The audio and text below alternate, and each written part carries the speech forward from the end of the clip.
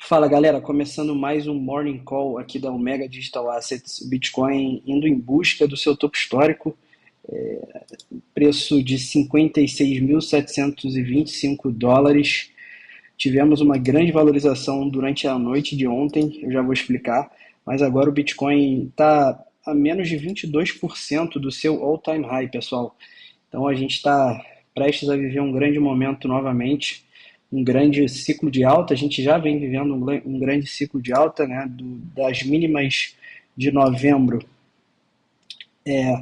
Para o preço atual, o Bitcoin já valorizou 270%, isso é bastante coisa. Então a gente vai ver alguns padrões interessantes aqui, começando pelo Ethereum, pessoal, que também teve uma grande valorização, tá, no dia de ontem. O Ethereum que ainda está um pouquinho atrasado versus o Bitcoin. Se a gente olhar aqui o ETH-BTC, o Ethereum teve um belo bounce aqui da região de suporte, tá? Chegou a 23%, agora já está em 15% de um repique aqui dessa região de suporte.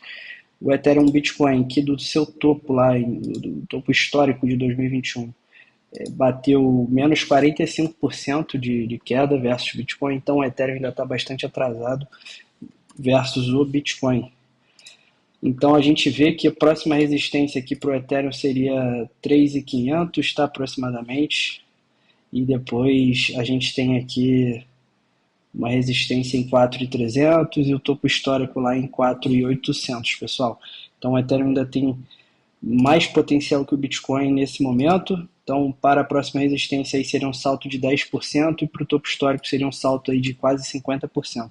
Mas por que eu acho que o Ethereum está interessante? A gente analisando aqui dados mercadológicos do Ethereum, a gente vê que teve uma grande queda no Open Interest, né, que seria os juros em aberto. Então significa que com essa alta recente, muitos shorts, né, muitas operações de short de venda foram liquidadas, porque, assim, na verdade eu não sei nem por que as pessoas estão shortando ativos em tendência de alta, então jamais faria isso.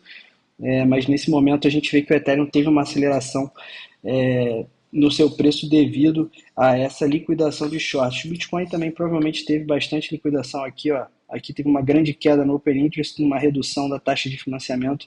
Então, exatamente ontem, pessoal, o salto que a gente teve de 54 para 58 foi exatamente isso, tá? Então a gente consegue ver aqui no mapa de calor das liquidações, a gente tinha grande quantidade de shorts aqui na região de 52, o preço rompeu, teve grande escalada para cima até 53, e depois novamente aqui quando rompeu 55, 54, foi lá em 58, para liquidar todos esses shorts, tá? A gente acabou fechando todas essas posições aqui, agora a gente está só surfando em Ethereum, tá aqui no gráfico as minhas entradas, o mapa de calor. E a situação do trade é a seguinte: preço médio de 2.615 dólares. Eu já coloquei um stop aqui em 2.699. Eu posso até subir esse stop aqui para 2.866, tá? Para garantir mais lucros. Caso o mercado vire, eu vou ter interesse em fechar essa posição e reabrir essa posição, porque eu acho que o Ethereum ainda vai performar melhor do que o Bitcoin. Tá? A gente teve moedas se destacando muito como Coti. Tá? Coti, pessoal, para quem não sabe, ela se tornou uma segunda camada do Ethereum com uma tecnologia nova que parece que o mercado gostou dessa notícia, né, dessa implementação. Basicamente, ela pegou um problema que a Polygon, a Arbitrum e a Optimism têm e melhorou essa tecnologia. Então, a gente teve grande valorização em Coti. Tá, eu estava de olho nessa criptomoeda, não consegui pegar essa valorização, mas a gente está esperando aqui uma correção, né, a formação de fundos ascendentes no semanal e no diário. Então, eu já coloquei alarmes aqui numa hora em sobrevenda, a gente pode ver aqui, ó, no cantinho, uma hora em sobrevenda e 4 horas em sobrevenda. Estaria interessado em adicionar posições em Coti, tá? Comp também teve grande valorização, já está rompendo um padrão de acumulação aqui, né? A gente teve essa acumulação aqui do bear market, o padrão está começando a romper para cima aqui, então a gente pode, né, definir um alvo técnico, um rompimento desse triângulo aqui. Então se comp romper vai bater aqui 134 dólares, isso dá uma valorização de 70% em comp, moeda interessante também nesse momento. Passando aqui na listinha para ver uma moeda, pessoal, que a gente comprou, que é do nicho de que eu comprei, na verdade, né, que é do nicho de inteligência artificial, é a OPSEC. Ela é uma subnet, é uma subchain da BitSensor, né, tem o Token Tal, que foi um dos mais hypados. A gente entrou aqui em 0.5, 0.52, na verdade, então a gente já surfou uma onda aí de 85%. Eu ainda estou segurando essa posição, acho que é um token que pode valorizar aí nesse bull market, né, a narrativa de inteligência artificial está muito forte. Python também, né, uma moeda, um oráculo aí da rede da Solana, teve um grande estouro ontem, batendo o seu topo histórico aqui em 0,83. A gente também tem posições spots em Python, tá? É, Illuvium é um game, pessoal, um jogo, tá? Não é uma chain de games, é um jogo mesmo específico. Ele está rompendo um padrão bem interessante aqui, esse padrão de acumulação também do bear market. Ó, se a gente fizer a mesma análise de compra, a gente pode ter um alvo aí em Illuvium, um alvo em 216, tá? Então, se a gente pegar no rompimento aqui, dá mais 70% também, assim como o comp. Então o Illuvium já está até um pouquinho mais forte, né? Já rompeu bastante volume aqui, volume ascendente no gráfico diário. Gostei bastante desse rompimento em Illuvium. A gente montou uma posição spot também em Illuvium, tá em torno de US$ 109, tá, pessoal? É um game, narrativa de gaming também, tá bem interessante. Uma coisa que eu quero chamar a atenção, pessoal, é o seguinte: as taxas de financiamento, ou seja, as taxas para você abrir posições long ou short no mercado, estão elevadíssimas. Tá? A gente consegue ver aqui pelo mapa de calor que essas taxas, aqui na escala de cor, quanto mais amarelo, mais claro, a gente tem essas taxas mais elevadas. Então, e o que que isso pode acontecer no mercado? Né? A gente está vendo, ontem a gente teve o dia recorde para os ETFs, tirando o dia do lançamento, né? Então, só o ETF da BlackRock comprou 1,3 bi. Então, a gente vai ver aqui na listinha de ETFs, o IBIT ontem teve grande volume de negociação aqui no seu ETF. A gente consegue ver aqui, ó, foi o volume maior que a gente já teve, tá? Desde o lançamento. Então a gente teve aqui uma compra de mais de 1 bilhão, foi 1,3 bilhões de dólares, tá? Só no ETF da BlackRock.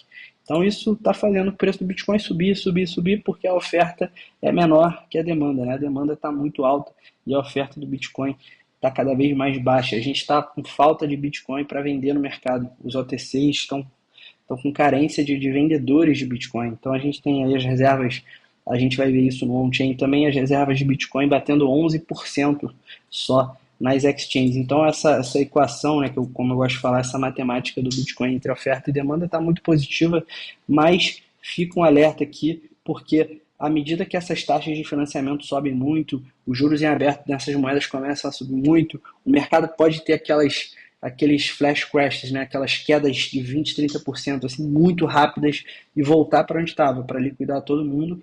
Então, pessoal, travem bem os seus stops, tá? Não entrem com a mão muito pesada, a não ser que vocês encontrem realmente uma oportunidade de trade, uma moeda que não esteja que esteja mais lagging, né? Mais atrasada do que o mercado.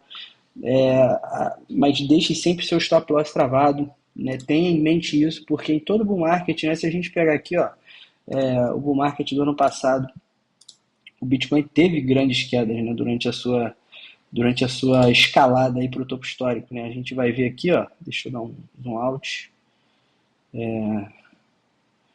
olha só, vamos lá.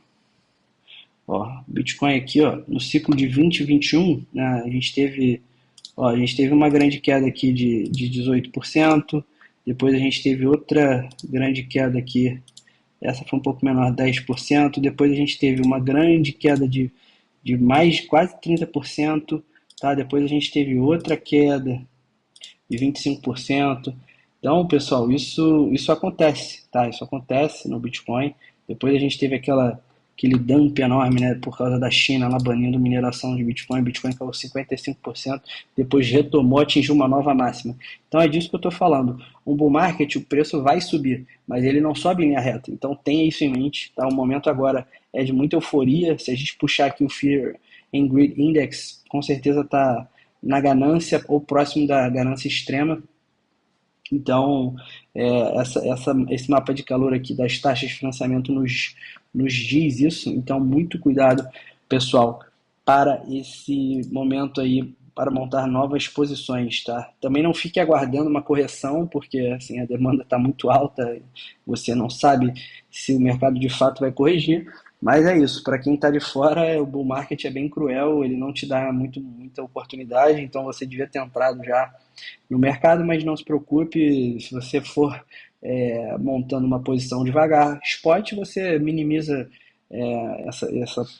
esse risco retorno, né? Você minimiza é, esse impacto se o mercado realmente virar e você aumenta a posição, enfim, mas realmente o market deixa quem está de fora em posição mais desconfortável.